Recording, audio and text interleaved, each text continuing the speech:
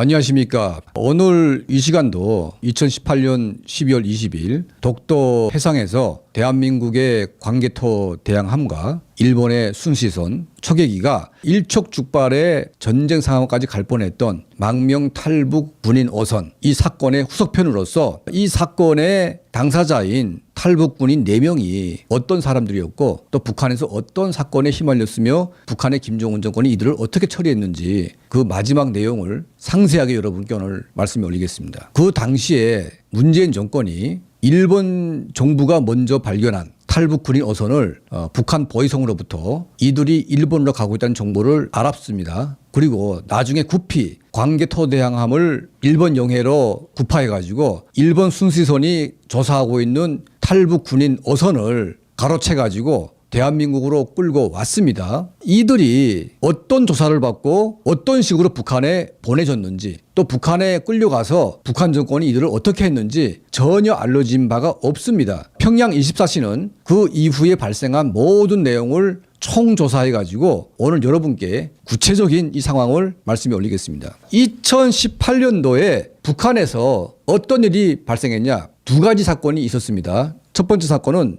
평안남도 평성시 인근에서 김정은이 연관된 행사 때 국가보위성 일부 요원들이 망라된 반체제 조직에서 김정은을 폭사시키려고 하는 시도. 이 사건은 국가보위성 기자회견을 통해서 사건의 구체적인 내막은 밝혀진 바는 없지만 반체제 반동들이 외부 세력과 연계돼 가지고 최고 존엄을 해치겠다. 이런 목표하에 엄청난 사건을 꾸몄다는 그 내용을 국가보위성 기자회견을 통해서 밝힌 바가 있습니다. 이 사진은 국가보위성 재판 사진입니다. 장성택을 포함한 북한의 1급 정치범들을 재판할 때 보통 재판관들이 하지 않습니까? 그런데 군복을 입은 인간들이 무슨 재판을 합니까? 이 군복은 국가보위성 군인이 아니죠. 국가보위성 요원들이 실제 군복을 입고 재판을 하고 있는 이 모습인데 이 재판 모습이야말로 북한의 엄중한 사건이 발생할 때마다 아주 드물게 나오게 되는 이 사진입니다.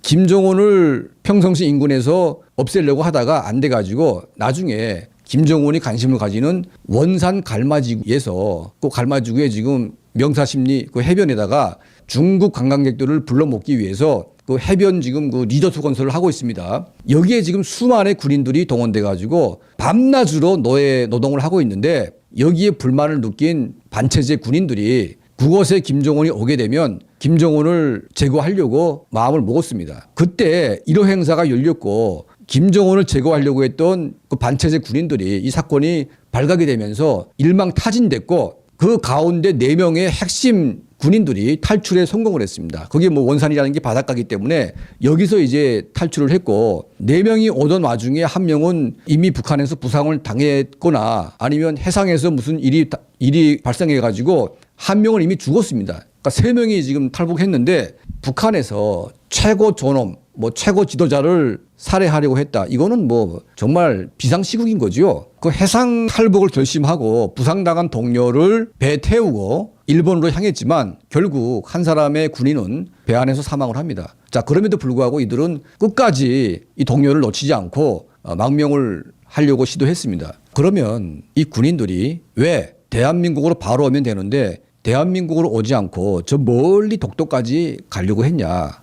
이게 정말 중요한 핵심 포인트가 있는 겁니다. 2016년도에 문재인 정권 들어와 가지고 해상 탈북으로 많은 북한인들이 한국으로 몰려왔지만 거의 대부분이 북한으로 송환됐습니다. 이러한 정보들은 북한의 보위부나 북한의 군인들이 가장 먼저 알고 있는 거죠. 자, 이들이 목숨을 건지려면 대한민국으로 가면 안 되는 겁니다. 일본으로 망명을 해야만 살 수가 있다 판단을 했습니다. 보통 이제 일본으로 가려고 하는 사람들은요. 울릉도를 지나서 독도까지 들어가면 해류가 곧바로 일본 바다로 가게 되어 있습니다. 일본으로 가려고 하는 사람들은요. 해류를 압니다. 그래서 원산이나 한북대에서 출발한 사람들은요. 바로 동해로 쭉 뻗어가지고 독도 인근까지 오게 되면 해류를 타고 바로 일본으로 들어오게 되어 있습니다. 그러니까 이들이 독도 인근까지 갔다는 것은 그 해류를 이용해가지고 바로 일본으로 오려고 생각을 한 거죠. 이들이 일본 순시선을 만나가지고 이제 성공했다. 이제 자유다. 이걸 딱 느끼려는 순간에 대한민국 군함이 나타났고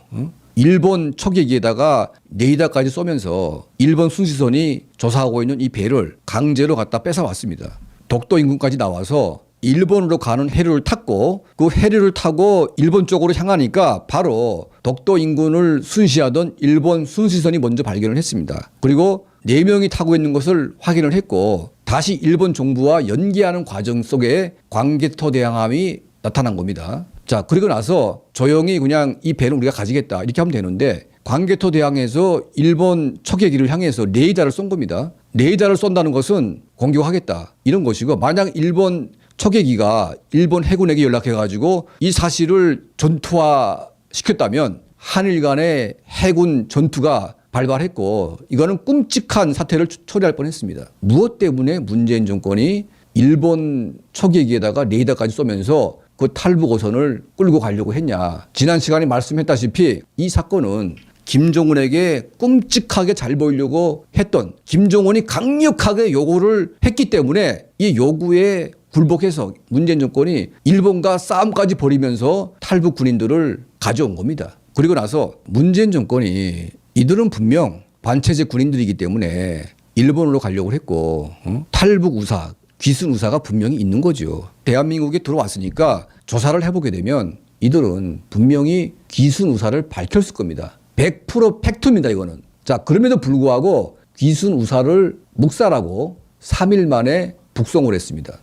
판문점으로 보낸 탈북 청년보다 더 빨리 북한에 보냈습니다. 조사도 안 하고 바로 보낸 거죠. 군인들이기 때문에 국정원 조사를 하게 되면 많은 정보가 있습니다. 그 정보들을 취득을 분석을 하려면 얼마나 많은 시간이 필요합니까? 그런데 기순 우사가 있는 이 군인들을 조사도 안 하고 북한에 보낸 것은 이미 문재인 정권이 판문점 사건 이전부터 반국가 행위를 자행해 왔고 그 여파가 만성화돼 가지고 결국은 판문점의 만행으로까지 이어진 겁니다. 이 군인들이 북한에 끌려가 가지고 어떻게 됐을까요? 평양 24시가 입수한 정보에 따르면 이들은 일주일 만에 국가보위성 지하 감옥에서 비참하게 처형당했습니다. 이거 누가 책임질 겁니까? 김정은의 만행은 둘째 치고더라도 이들을 북한으로 송환시킨 이 문재인 정권, 서훈, 정우영, 박지원이 이런 인간들 우리가 어떻게 책임을 져야 됩니까? 지금 탈북자 강제 북송 문제 그리고 대한민국 공무원 월북몰이 조작 자 이런 사건들이 지금 이슈화되고 있지만